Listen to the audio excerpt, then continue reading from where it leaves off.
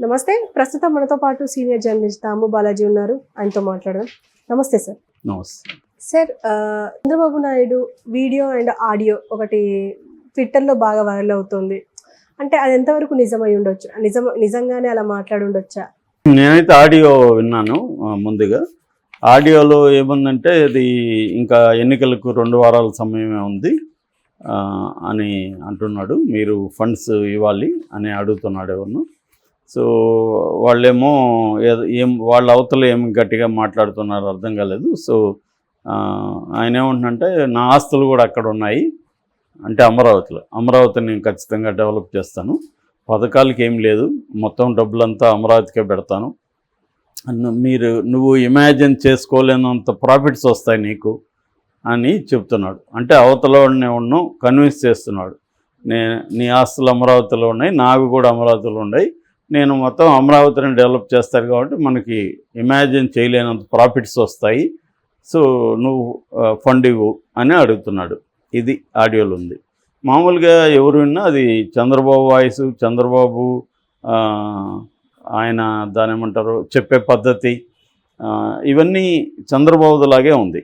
అయితే ఇప్పుడు deep fake టెక్నాలజీతో ఇవి చేయలేమంటే చేయొచ్చు. ఇవాళ ఉన్న క్లోనింగ్ అంటారు, వాయిస్ క్లోనింగ్ టెక్నాలజీ ఏంటంటే మన వాయిస్ శాంపుల్ తీసుకొని ఆ వాయిస్తో టెక్స్ట్ ఇచ్చేస్తే ఆ టెక్స్ట్ని ఈ వాయిస్ ఏఐ వాయిస్ చదువుతుంది. కాకపోతే ఏంటంటే ఇప్పటికి ఆల్రెడీ ఇది ఎప్పటి నుంచో చేస్తున్నాను. నేను ఏఐ వాయిస్ తెలుగులో కూడా కొన్ని ఏఐ వాయిస్లు ఫ్రీగా కూడా దొరుకుతాయి మనకి. మనం ఇంకా సబ్స్క్రిప్షన్ కడితే ఎక్కువగా ఉంటుంది. మన వాయిస్ని కూడా మనం క్లోన్ చేసుకొని పెట్టేసుకోవచ్చు. ఇప్పుడు నువ్వు మాట్లాడుతున్నట్టే మీ ఫ్రెండ్ వాయిస్ని నీ వాయిస్లోకి తీసుకొచ్చేయచ్చు. ఈవెన్ వీడియో అయితే వీడియోలో కూడా మన ఫేస్ని అవన్నీ కూడా చేయొచ్చు. కానీ అంత పర్ఫెక్ట్గా అయితే లేదు ఇంకా. అంటే కనిపెట్టడం పెద్ద కష్టం కాదు. ఆ రకంగా తీసుకున్నప్పుడు నేను భువనేశ్వర్ విషయంలో కూడా చెప్పాను, అది ఫేక్ వాయిస్ లాగా అయితే లేదు భువనేశ్వర్ విషయంలో కూడా. ఎందుకంటే ఆ కైండ్ ఆఫ్ ఇంటర్నేషన్, ఇది పలికే పద్ధతి, అవన్నీ ఎక్కడ స్ట్రెస్ చేయాలి అవన్నీ ఉంటాయి కదా. అది హ్యూమన్ పలికితే తప్ప ఆ స్ట్రెస్ ఇవన్నీ రావు, దాంట్లో అంత ఎఫెక్టివ్గా ఉండదు. ఆ వాయిస్ తెలిసిపోతుంది. ఇది కూడా అంతే. చంద్రబాబు కూడా పలికే ఆయన ఎక్కడ స్ట్రెస్ ఇస్తూ ఉన్నారు. ఇప్పుడు ఇమాజిన్ చేసుకోలేనంత అన్నప్పుడు అక్కడ స్ట్రెస్ ఉంటుంది కదా, అట్లా అదైతే అన్నీ ఫ్లాట్గా పలుకుతుంది, అన్నీ ఈక్వల్గా పలుకుతుంది ఏ వాయిస్లో. మరి అంత పర్ఫెక్షన్ ఏమన్నా చేయగలిగారా తెలియదు మనకి.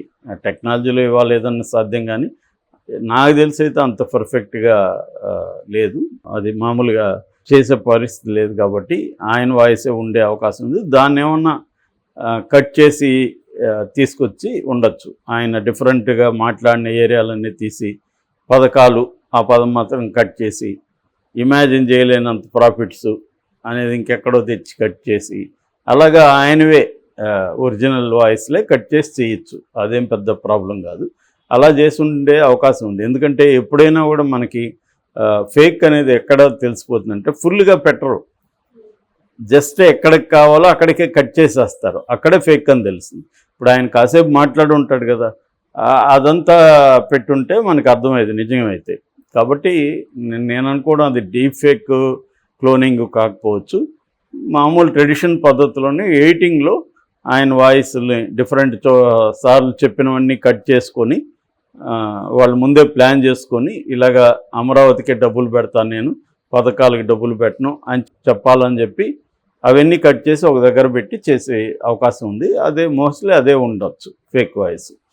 సో అది ఆడియో ఇదవుతుంది, దాన్ని విపరీతంగా ప్రమోట్ చేస్తున్నారు. రెండోది ఏఎన్ఐ వార్తా సంస్థకి ఆయన ఒక వీడియో ఇంటర్వ్యూ ఇచ్చారు. ఆ వీడియో ఇంటర్వ్యూని కూడా వీళ్ళు మ్యానిపులేట్ చేశారు. ఇది కూడా నేను చెప్పిన పద్ధతిలోనే డీప్ ఫేక్ అంటారు, కానీ డీప్ ఫేక్ కాదు, అది మామూలు ట్రెడిషన్ పద్ధతిలోనే కట్ చేసి చేయడం అనమాట. అది చేశారు. సో దాంట్లో ఏంటంటే ఆయనే చెప్తున్నట్టుంది, పథకాలు అంటాం కానీ ఎక్కడ తెచ్చి పెడతాం డబ్బులు అన్నట్టుగా ఆయన ఉంది. రెండోది రిజర్వేషన్లు ఇచ్చే పరిస్థితి లేదు, ఎస్సీ ఎస్టీ బీసీలు రిజర్వేషన్లు కూడా కష్టం అన్నట్టుగా కూడా ఆయన మాట్లాడినట్టుగా అది ఉందన్నమాట. సో దీన్ని విపరీతంగా వైరల్ చేస్తున్నారు. ఇప్పుడు దీని మీద దేవినేని ఉమా నిన్న ఎలక్షన్ కమిషన్కి పిటిషన్ పెట్టాడు. సో ఆయన ఏం చెప్పారంటే ఇది డీపేక్ టెక్నాలజీతో చేశారు, ఇలాగా చేస్తున్నారు, ఆయన రిజర్వేషన్లు రద్దు చేయమని చెప్పలేదు, ఇది వాళ్ళ అఫీషియల్ వైసీపీ అఫీషియల్ ఎక్స్ ఖాతాలో వాళ్ళు పెట్టారు. వాళ్ళు ఇంకా విపరీతంగా దాంట్లోనే 70-80 వేల మంది చూశారు. అది కాకుండా మళ్ళీ వాళ్ళు చేసుకుంటారు కదా, సో అది ఉంది.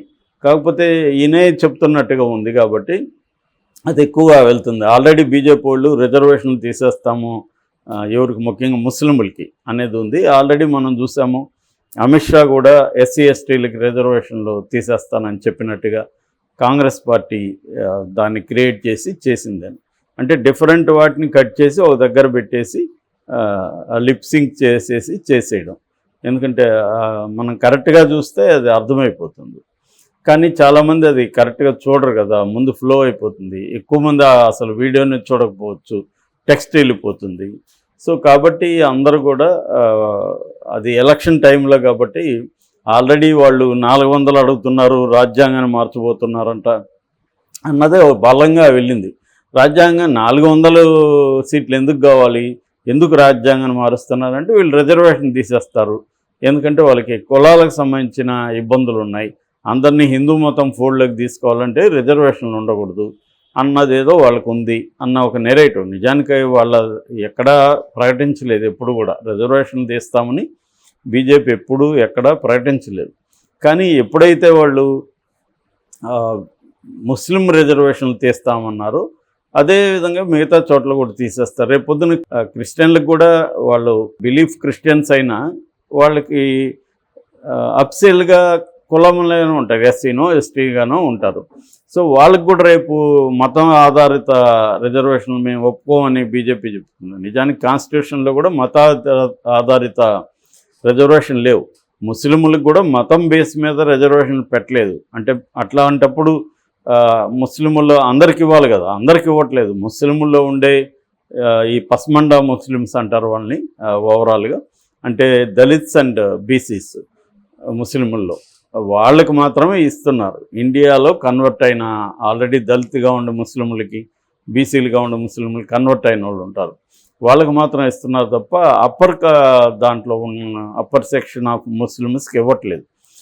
కానీ వీళ్ళు దాన్ని ట్విస్ట్ చేసి మతాధారిత ఇస్తున్నారు, మేము అది తీసేస్తామని చెప్తున్నారు.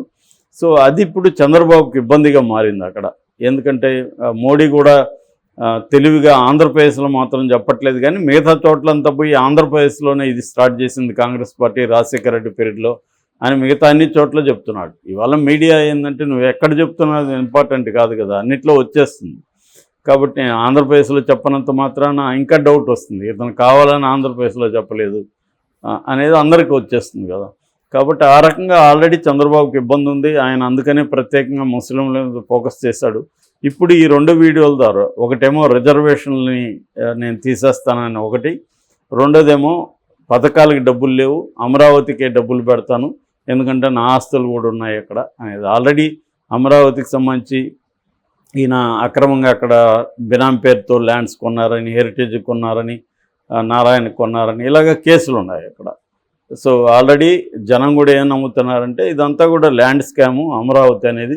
అవి కొంతమంది ముందే ఇక్కడ కూడా అప్పుడు హైటెక్ సిటీ కట్టకముందు ఇక్కడ కమ్మాసి మురళీమోహన్ లాంటి వాళ్ళకి, నార్నే లాంటి వాళ్ళకి ఇక్కడ ముందే చెప్పి వాళ్ళు ఎకరాలు కొనేస్తారు, వేలాది ఎకరాలు కొన్నాక అక్కడ హైటెక్ సిటీ ఇవన్నీ అనౌన్స్ చేశారు. దాంతో ఆల్రెడీ రేట్లు పెరిగిపోయి ఇప్పుడు కూడా అక్కడ రాజధాని ఎక్కడ కట్టబోతున్నాం ఏంటనేది ముందే చెప్పేసి వీళ్ళు వెళ్ళి పొలాలు అంతా కొనేసి వందలాది ఎకరాలు కొన్నాక అక్కడ రాజధాని అనౌన్స్ చేశారు.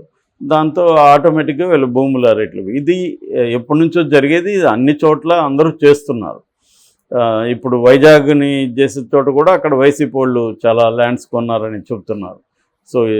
సో ఆ కాంటెక్స్ట్లో చంద్రబాబుకి 2 కూడా కొంత ఇబ్బందే అని చెప్పచ్చు. కానీ అది ఎన్నికల మీద ఏదో పెద్ద ప్రభావం చూపిస్తుందనే కాదు, కానీ ఆల్రెడీ చంద్రబాబు పథకాలను అమలు చేయడం అనే ఒక నెరేటివ్ని బలంగా జగన్ తీసుకెళ్తున్నాడు.